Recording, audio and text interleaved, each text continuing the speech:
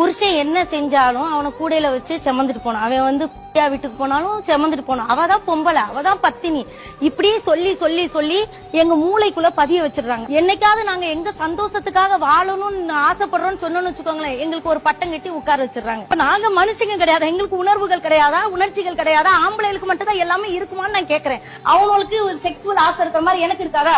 எனக்கு என் புருஷன் என்கிட்ட பல்ல கட்டி சிரிச்சு பேசணும்னு ஆசை இருக்காதா? மனசு விட்டு பேசணும் ஆசை. அடி மிதி உத கடிச்சு வச்சா கூட உன் புருஷன் கடிச்சுட்டான்னு வெளியில 4 பேருக்கு சொல்லிடாத. நாங்க பாட்டு பாடக்கூடாது, ஆடக்கூடாது, சிரிக்க கூடாது, ஓடக்கூடாது. உங்களுக்கு கௌரவ குறைச்சல். அப்பதான் உங்க கௌரவம் பாக்குறீங்களே, எங்களுக்குன்னு சின்ன சின்ன ஆசைகள் இருக்குன்னு யாராவது பாக்குறீங்களா? நாங்களுக்கு பிடிச்சா காதல், எங்களுக்கு பிடிக்கலன்னா காதல் கிடையாதான்னு கேக்குறேன்.